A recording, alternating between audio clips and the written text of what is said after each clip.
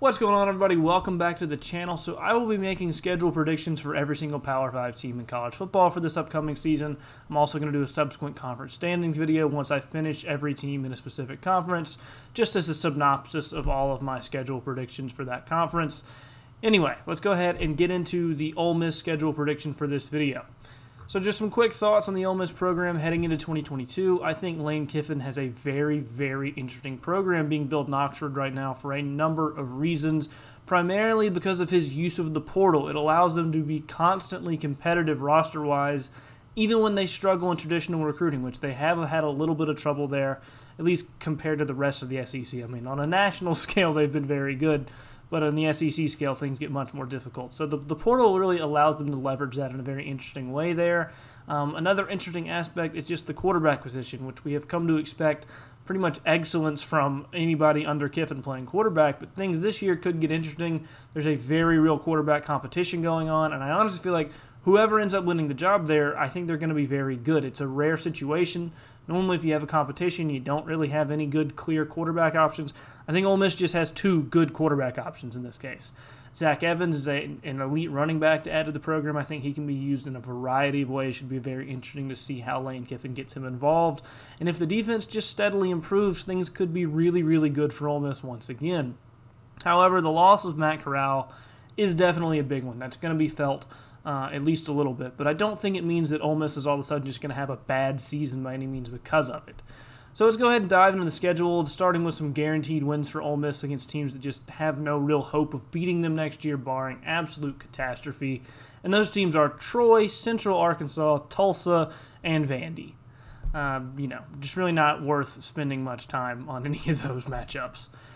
So the first one that we're going to talk about is at Georgia Tech, and this is a very good out-of-conference game for Ole Miss because Georgia Tech isn't a pushover by any means, but they're also not on the same level as Ole Miss. So it will be a good game that is competitive, but not one where they're ever in any real danger of losing, even on the road. So have them getting a very good win there. Should be good to get the program kind of rolling a little bit early on in the season. Next game up is Kentucky, and Kentucky is a team that I think is about even with Ole Miss just from a talent and roster perspective. So this game is a very tough one to predict, and there's not a clear, better team here. It should be a very closely competitive matchup. Both teams are going to have a very real shot to get a win. However, with Ole Miss being at home, I have to give them the slight edge here. I think they sneak out a tough win over Kentucky, mainly just because, like I said, they're the home team, and I think they're a little bit better than Kentucky overall. But we'll see how it all works out. Next game up is Auburn, and Auburn is a team that I am super low on next season. I just don't see them having much of a chance to cause too much trouble for the other teams in the SEC, particularly in the West. But they aren't a pushover by any means. They're still a very good team on a national scale. Auburn could definitely give Ole Miss a real run in this one, make it competitive, but I think Ole Miss gets the win here, all said and done. They are just a much better team than them, in my opinion. Next game up is at LSU. And this is another game of very evenly matched teams, in my opinion. There is no clear edge or better team than the other one, like I said for the previous games as well. It should make a very, very good and interesting matchup, interesting game overall. But the biggest advantage here, and the obvious one, is that LSU is at home, and that makes things much, much more difficult for Ole Miss to go out and get a win on the road in Death Valley. So I'm going to take LSU in a very close one here. Could go either way, but the home field is a big advantage. Next game up is at Texas A&M, and this is the first game on the schedule where Ole Miss is just kind of outmatched roster-wise, but that doesn't mean they can't or won't win this one. They are outmatched, but it's not by a huge degree. It should make for a very interesting game. A lot of Ole Miss's games next year I think are going to be very tightly competitive, but it's going to be two very good teams going at it. I cannot wait to see how this one works out, but with it being in College Station, A&M has a slight roster edge too. I'm going to have to take them in this one, but don't count Ole Miss out. Next up is Alabama, and this is one where Ole Miss is pretty severely outmatched roster-wise, and while it isn't enough to make this an unwinnable game by any means, it's going to be a pretty tall task to get the upset here, even at home. I believe Alabama is a very, very good team next year, arguably the best team in the country.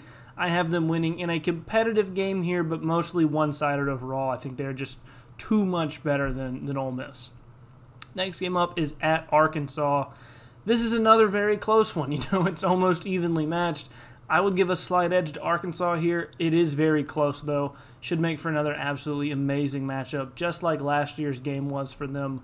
I think KJ Jefferson is a better quarterback than whichever one ends up starting at Ole Miss, and I think Arkansas has a slightly better roster, plus they're at home for this game. So I have Arkansas getting a very hard-fought win. Could end up going either way when all is said and done, though. And then that just leaves Mississippi State for the Egg Bowl, and the Egg Bowl is always a very interesting matchup. This year should be no different. Could go either way. The teams are on roughly similar footing. I do think Ole Miss is the better team overall, though.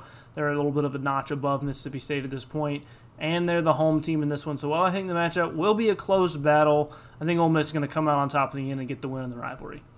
And so then that would make Ole Miss 8-4 on the season, which honestly seems really fair to me. I mean, it isn't quite what they were last year, but they're losing Matt Corral, and that is a huge loss regardless of how you try to slice it.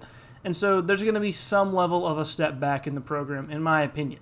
Now, they could end up even better than I have them at 8-4 if they got wins over teams like LSU or Arkansas, etc. But 8-4 seems about right to me. In this SEC West, too, I think Ole Miss fans should be pretty happy with an 8-4 type of season when all is said and done, just because of how brutal the schedule is, especially when you consider how good they were last year, too. I think you get 2 really good seasons in a row out of Lane Kiffin there. I think you should be happy with that as a fan base. Anyway, that'll do it for this one. Let me know down below in the comment section where you agree and or disagree with me on the Ole Miss schedule in 2022. Tell me what record you think that they're going to have next year and who, if anyone, they're going to lose to. Also, if you made it this far in the video, be sure to go ahead and leave a like because it does help out tremendously. And subscribe to the channel for more college football content in the future. I will continue to be uploading very regularly going forward. Thank you all so much for watching, and I will see you guys next time.